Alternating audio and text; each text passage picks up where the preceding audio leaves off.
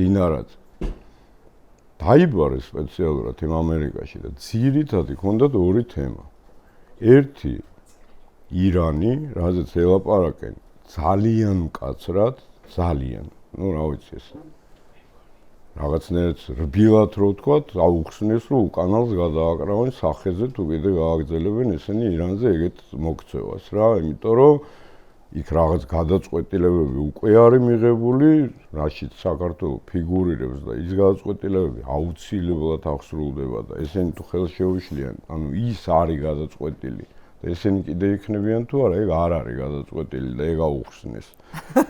და თან მეორე იყო ნარკოტრაფიკი, რაც ამდენი ხანი ველოდებოდი, რაზეც უთხრეს რომ ყველანაირ ზღვარს გაცდა ეს ყველაფერი და იქნება ძალიან მკაცრი რეაგირება. და ეგ ყოფილა უკვე საქართველოში ადრე, როცა მისმა ანტაგონისტმა ბადრიმ და ბერეზოვსკიმ მოახერხეს ეს ნარკოტრაფიკის აქ გაყვანა, მაშინ გაჭრა.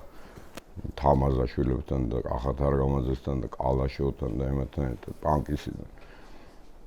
ხო, მაშინ ამერიკელებს მოუწიათ ველზე მუშაობა. ეხლა როდესაც მექსიკის კარტელებს ზეომებიან და რაღაცა უცებ რაღაც საქართველოში ესეთი რაღაცის კეთება, ესე უპარაგონოთ, ამას რა არაპატიებდნენ, ეგ გასაგებია.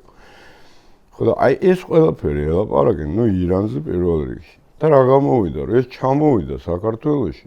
მაგრამ უკავშირი ხო არა აქვთ.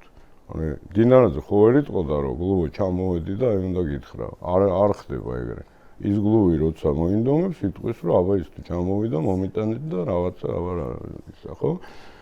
და აი ამ დროის გამოვიდა საერთოდ კატასტროფა. აი ეს ყველაფერი აუხსნეს, ეს ტიპი ჩამოვიდა საქართველოში და იმ ღამეს აანთეს ანძა ირანის ფერებში, რა. და ეხლა მივიდნენ და აუხსნან იმ ამერიკელებს, რომ ეს იმიტოა, რომ გლუვთან უკავშირი არ არსებობს, ხო?